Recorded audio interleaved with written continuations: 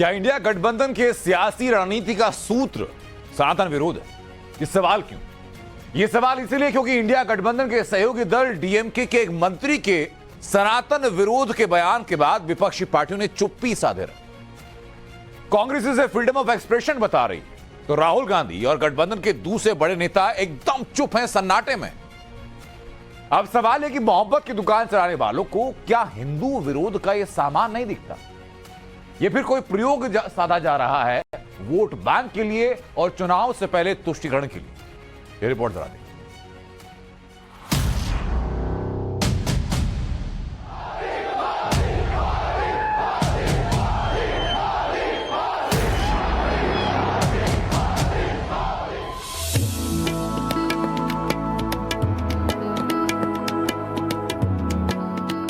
கொசு, டெங்கு காய்ச்சல், malaria, corona இதையெல்லாம் நம்ம எதிர்க்க கூடாது, ஒழித்து கட்ட வேண்டும். அப்படிதான் இந்த சனாதனம்.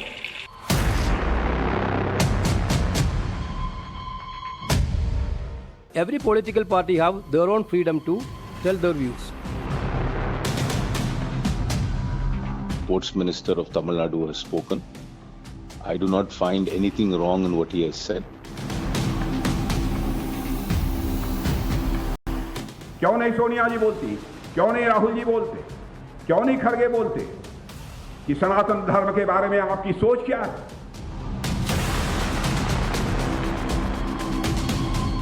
Any religion which does not give you equal rights, does not treat you like humans, is not a religion. So it's as good as a disease.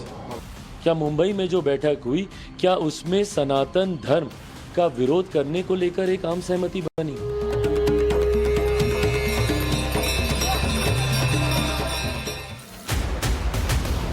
बंद मुट्ठी लाख की, खुल गई तो खाक की। बड़ा बंद बंद सा दिखा था अब तक विपक्ष की सत्ता बेचैनियों से भरा इंडिया गठबंधन।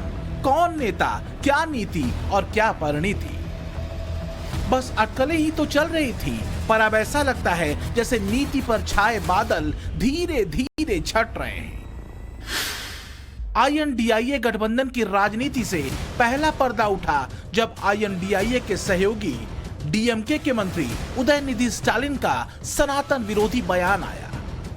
दूसरा पर्दा तब उठा जब कांग्रेस नेता और पी चिदंबरम के सुपुत्र कार्ति चिदंबरम ने उदयनिधि स्टालिन के बयान को अपना समर्थन दिया। और तीसरा पर्दा उठा जब कांग्रेस अध्यक्ष मल्लिकार्जुन खड़गे के बेटे प्रियांक खड़गे ने सनातन धर्म पर अपना भाष्य दिया। और आईएनडीआईए गठबंधन की राजनीति का चौथा पर्दा उठा जब कांग्रेस ने सनातन विरोधी बयान को अभिव्यक्ति की आजादी बताया। तो एक्चुअली हमारा व्यू वेरी क्लियर है। सर्वधर्म समभावना, सर्वधर्म समभावना is the Congress ideology. But you have to understand every political party have their own freedom to tell their views. तो क्या इसका मतलब यह है कि कांग्रेस मानती है कि अभिव्यक्ति की आजादी के नाम पर किसी भी धर्म को डेंगू, मलेरिया जैसी बीमारी बताकर इसके समूल नाश का आह्वान किया जा सकता है? और इसलिए सवाल उठता है कि नफरत के बाजार में मोहब्बत की दुकान वाले टैग में असल माल क्या हिंदू और सनातन विरोध वाला ही है? Any religion that does not promote equality, any religion that does not ensure that you have the dignity of being a human being is not a religion according to me. Any religion which does not give you equal rights, does not treat you like humans, is not a religion. So it's as good as a disease. सवाल पूछे तो जाएंगे कि क्या अब तक तुष्टीकरण और vote bank की सियासत करने वाला बेचैन विपक्षी कुनबा अब सीधे तौर पर हिंदू और सनातन विरोधियों के साथ खड़ा है? बीजेपी पूछ रही है कि विदेशों में घूमकर मोहब्बत की दुकान की मार्केटिंग करने वाले राहुल गांधी अब तक मौन क्यों हैं? Carefully listen to what the Sports Minister of Tamil Nadu has spoken. I do not find anything wrong in what he has said. In common parlance of Tamil Nadu, in public discourse in Tamil Nadu, Sanatana Dharmam means a caste hierarchical society. All that Mr. Udayanidhi Stalin said in his speech was that a caste hierarchical society must be eliminated. सच ये है कि नेति नेति कहते नियत और नीति नहीं ढकती। कांग्रेस का कोई नेता उदयनिधि स्टालिन के सनातन विरोधी बयान को भाषा की भावना की समझ बताता है तो कोई कहता है फ्रीडम ऑफ स्पीच। तो वहीं कांग्रेस अध्यक्ष मल्लिकार्जुन खड़गे के सुपुत्र और कर्नाटक सरकार के मंत्री प्रियांक खड़गे स्टालिन के बयान पर क्या कहते हैं, उससे भी कांग्रेस की राजनीति साफ होती है। कांग्रेस पार्टी अभिव्यक्ति की स्वतंत्रता को सम्मान करती है। हम पूछना चाहते हैं कि क्या सनातन धर्म को गाली देना, हिंदू धर्म को गाली देना कांग्रेस पार्टी की नीति बनी हुई है? ये घमंडिया गठबंधन की नीति बनी हुई है? क्या मुंबई में जो बैठक हुई, क्या उसमें सनातन धर्म का विरोध करने को लेकर एक आम सहमति बनी? क्या उसमें ये चर्चा की गई कि बाहर जाकर हम लोग सनातन धर्म का हम लोग विरोध करेंगे ताकि इसमें समाज में फिर एक बार विभाजनकारी सोच को बढ़ावा दिया जाए और उसका राजनीतिक लाभ ये तथाकथित जितने विपक्षी दलों का गठबंधन है, जो घमंडिया गठबंधन है, ये लोग उसका लाभ ले सकें? तो इंडिया गठबंधन के सहयोगी दल डीएमके के मंत्री उदयनिधि स्टालिन के बयान पर प्रियांक खड़गे ने मोहब्बती टिप्पणी की, तो दूसरी तरफ भगवा आतंकवाद का शाब्दिक आविष्कार करने वाले कांग्रेस नेता पी चिदम्बरम के बेटे कार्ति चिदम्बरम ने तो उदयनिधि स्टालिन के सनातन विरोधी बयान की संदर्भ सहित व्याख्या कर दी। सनातन धर्म का के ऊपर भी चोट पहुंचाई जा रही है।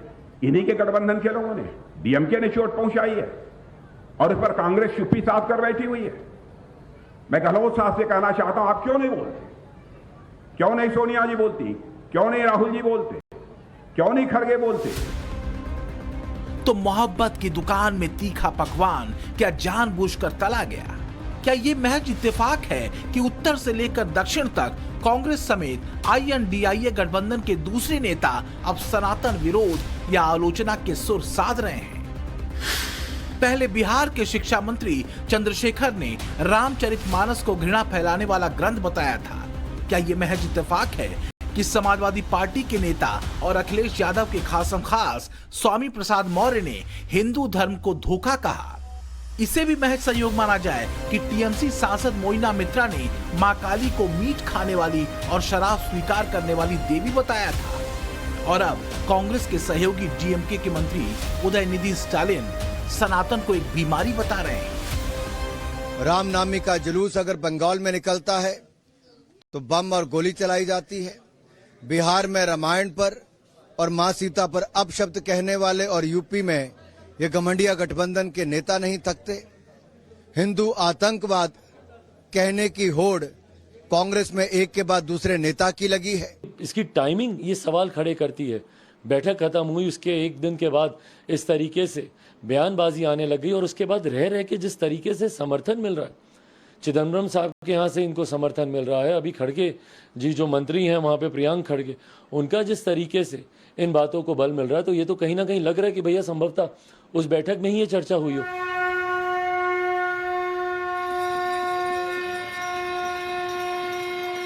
तो क्या आईएनडीआईए गठबंधन की बेचैनी सिर्फ इसलिए है क्योंकि सांस्कृतिक और सनातन गौरव की भावना ने पूरे देश को जोड़ दिया?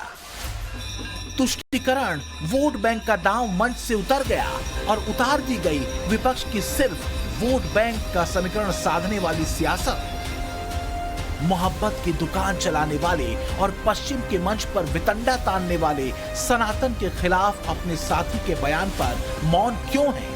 क्या सिर्फ इसलिए कि कहीं 2024 में असफलता की हैट्रिक न हो जाए? Bureau report, times now. चुनावी पिच मध्य प्रदेश में भी तैयार है, जहां करीब 2 महीने बाद विधानसभा के चुनाव। जनता का फिर से आशीर्वाद पाने के लिए बीजेपी ने जन आशीर्वाद यात्रा शुरू की और आज नीमच की इस यात्रा में रक्षा मंत्री राजनाथ सिंह ने सियासी पिच पर शिवराज सिंह चौहान के लिए जमकर बैटिंग। शिवराज को सियासी मैदान का धोनी करार, तो राहुल गांधी से लेकर कांग्रेस और विपक्षी आईएनडीआईए अलायंस पर जमकर हमला बोला। रिपोर्ट जरा देखिए।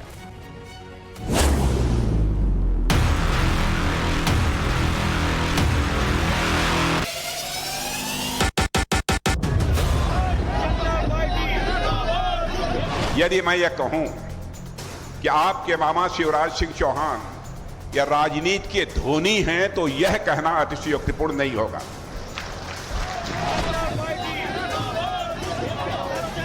हम लॉन्चिंग करते जा रहे हैं, बराबर लॉन्चिंग करते जा रहे हैं, लेकिन कांग्रेस का राहुल यान 20 साल से लॉन्च ही नहीं होगा।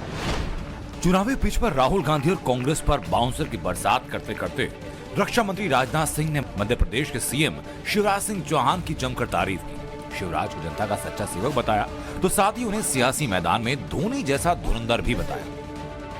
यदि मैं यह कहूं कि आपके मामा शिवराज सिंह चौहान या राजनीति के धोनी हैं तो यह कहना अतिशयोक्तिपूर्ण नहीं होगा। मैं राजनीति का धोनी इसलिए कह रहा हूं, मैं इन्हें लगभग 30 वर्षों से मैं जानता हूं। शुरुआत चाहे जैसी भी हो, लेकिन अच्छी फिनिश देकर वह क्रिकेट का मैदान जीतना जानते हैं। यह शिवराज सिंह जी चौहान की एक अद्भुत कला है।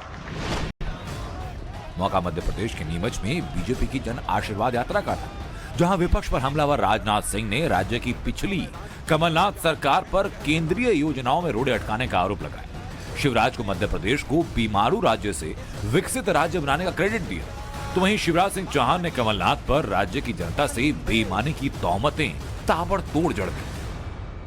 अरे हम कमलनाथ थोड़ी है जो कह दें कि क्या कह रहे हैं, हमारे पास पैसा ही नहीं है।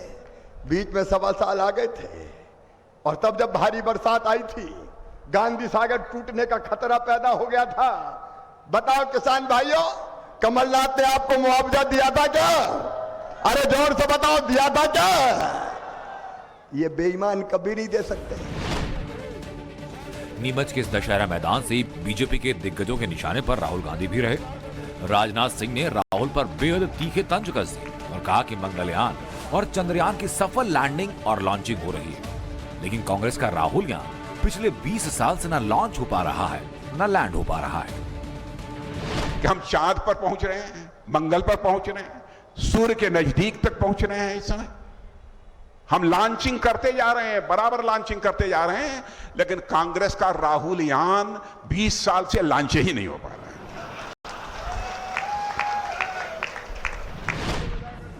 सियासी मैदान से विरोधियों पर प्रहार कर रहे राजनाथ सिंह ने जीडीपी के मोर्चे से लेकर गरीबों के कल्याण की योजनाओं का जिक्र किया और केंद्र की मोदी सरकार से लेकर मध्य प्रदेश की शिवराज सरकार को 100 में से 100 नंबर दिए। लेकिन बात जब विपक्षी INDIA की आई तो जोरदार हमला बोलते हुए कहा कि गठबंधन के नाम बड़े और दर्शन छोटे जैसे हैं। इन लोगों ने, कई पार्टियों ने मिलकर एक कुनबा बना लिया, भानुमति का कुनबा। भानुमति का कुनबा जोड़ा, कहीं का ईंट कहीं का रोड़ा। यही है ना, बताइए। अब वो समझ गए कि अकेले वो भारतीय जनता पार्टी को हरा नहीं सकते। 28 लोग इकट्ठा हो गए, तो इस देश के 38 राजनीतिक पार्टी, 28 इकट्ठा हुए, देश के 38 राजनीतिक पार्टियों ने कहा कि नहीं, देश को यदि कोई बना सकता है, देश का मस्तक ऊंचा कर सकता है कोई, तो नरेंद्र मोदी कर सकता है। इसलिए सारी पार्टियां मेरे साथ आकर जुड़ी।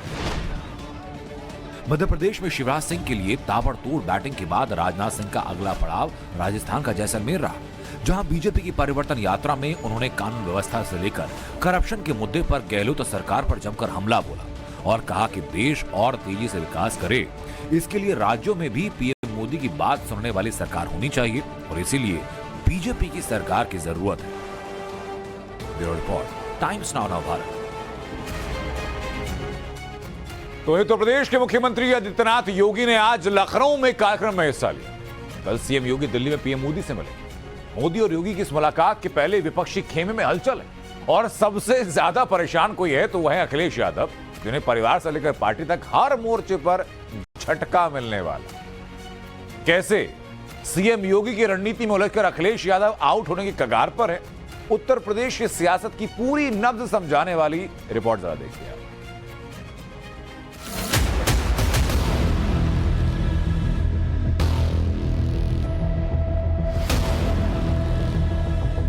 हमारी संवेदना एक गरीब के प्रति है, एक कमजोर के प्रति है,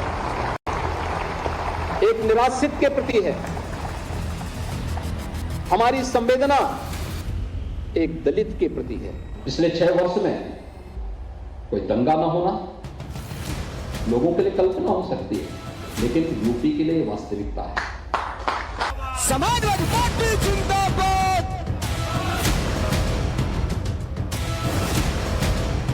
सरकार की निगाह में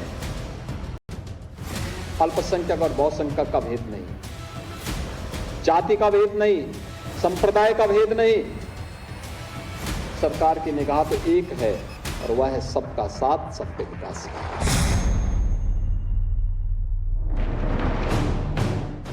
योगी आदित्यनाथ की मंशा साफ है, रणनीति तैयार है, प्लान क्लियर है। नजरें लोकसभा चुनाव पर हैं। टारगेट यूपी की 80 सीटें जीतने का। यूपी के सियासी चैप्टर में योगी के सामने अखिलेश हैं, जो बहुत बड़ी कंफ्यूजन में हैं। कंफ्यूजन विपक्षी INDIA में अपनी भूमिका को लेकर है, कंफ्यूजन चाचा शिवपाल यादव को लेकर है।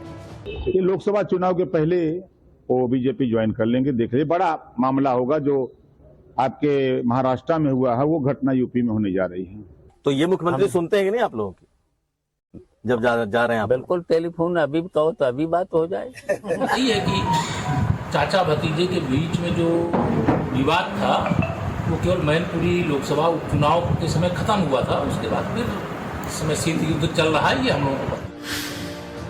2024 के चुनाव से पहले यूपी की राजनीति के 2 ही बड़े खिलाड़ी माने जाते हैं। पहले योगी आदित्यनाथ, दूसरे अखिलेश यादव। मगर अब इसमें शिवपाल यादव, राहुल गांधी और जयंत चौधरी की एंट्री भी कराई जा रही है। कहने के लिए शिवपाल, राहुल और जयंत योगी के खिलाफ हैं, मगर असल में ये अखिलेश को ही टेंशन दे रहे हैं। समाजवादी खेमे में किस तरह हड़कंप मचा है, इसकी पूरी डिटेल पिक्चर आपको बताएंगे। मगर पहले चाचा वर्सेस भतीजे की स्क्रिप्ट में आए नए पेज को जान लीजिए। सूत्रों का दावा है इस बार भी चाचा नाराज हैं, भतीजा साइलेंट मोड में है। इसी कड़ी में शिवपाल यादव सीएम योगी आदित्यनाथ का नाम लेकर बहुत बड़ा हिट दे रहे हैं। तो नेताजी ने, अखिलेश यादव ने, हमने भी मदद करी है, तभी तो हमारा ये सम्मान करते हैं। मुख्यमंत्री से लेकर के तभी तो सम्मान करते हैं। तो ये मुख्यमंत्री सुनते हैं कि नहीं आप लोगों की जब जा रहे हैं आप? बिल्कुल, टेलीफोन अभी कहो तो अभी बात हो जाए। शिवपाल यादव ने सीएम योगी को लेकर यह बात उस वक्त कही जब वो घोसी के विधानसभा उपचुनाव में एक्टिव थे, समाजवादी पार्टी के स्टार प्रचारक की भूमिका में थे। मगर राजनीति में जो बात कई बार कैमरे पर दिखाई नहीं देती या कही नहीं जाती, उसके स्क्रिप्ट पर्दे के पीछे लिख दी जाती है। और यही बात शिवपाल यादव को लेकर कही जा रही है। समाजवादी पार्टी के सांसद शफीकुर रहमान बर्क ने अखिलेश और शिवपाल की इसी तनातनी को सार्वजनिक कर दिया है। मैं तो नहीं मानता शिवपाल जी को कि वो बीजेपी में चले जाएंगे। वो ठीक है, उनके बाप चाचा भतीजों के खिंचाव आपस में है, सियासी टेंशन है, वो अपनी जगह है। लेकिन ये उनके घर का बिल्कुल मामला है, मुलायम सिंह का मामला है। मैं और मुलायम सिंह हमेशा साथ रहे और हमने दोनों ने मिलकर इस पार्टी को बनाया। इस वक्त ये भी हमारे साथ काम करते थे। तो इनका जो इनके जरासीम है वो तो समाजवादी के हैं, ये बीजेपी ने कभी नहीं जा सकते। सवाल है कि क्या फाइनली शिवपाल यादव अखिलेश यादव का साथ छोड़कर बीजेपी में शामिल हो जाएंगे? क्योंकि जब से शिवपाल और अखिलेश के रिश्तों में तल्खी आनी शुरू हुई, तब से वो सीएम योगी से मुलाकात करते आ रहे हैं। कभी बेटे के साथ, कभी हालचाल जानने के लिए, कभी विधायक चुने जाने के बाद, तो कभी सिक्योरिटी के मसले को लेकर। खुद शिवपाल ने गाहे बगाहे इन खबरों को जोर दिया था और इसकी झलक विधानसभा के अंदर भी दिखी जब मुख्यमंत्री योगी आदित्यनाथ ने अखिलेश के सामने ही शिवपाल से डायरेक्ट संवाद किया। आपके साथ ये लोग न्याय करेंगे नहीं, फिर भी आपकी कीमत को समझेंगे नहीं। अखिलेश और शिवपाल के बीच साल 2017 में खटास आई थी और फिर 2018 में शिवपाल ने समाजवादी पार्टी का दामन छोड़ दिया। इस दौरान शिवपाल ने जमीनी स्तर पर काम किया। इटावा, एटा, मैनपुरी और सैफई जैसे यादव लैंड में शिवपाल ने अपनी पकड़ मजबूत की। मुलायम सिंह की तरह ही समाजवादी पार्टी का कोर वोटर उनकी बात सुनता है। एसपी का मुस्लिम वोटर भी शिवपाल को तवज्जो देता है। हालांकि 2022 के चुनाव से पहले शिवपाल दोबारा अखिलेश के साथ आ गए। दोनों के हाथ तो मिले, मगर चाचा के दिल में मलाल बना रहा। अब फिर से चर्चा गर्म है। शिवपाल के बयान के मायने निकाले जा रहे हैं।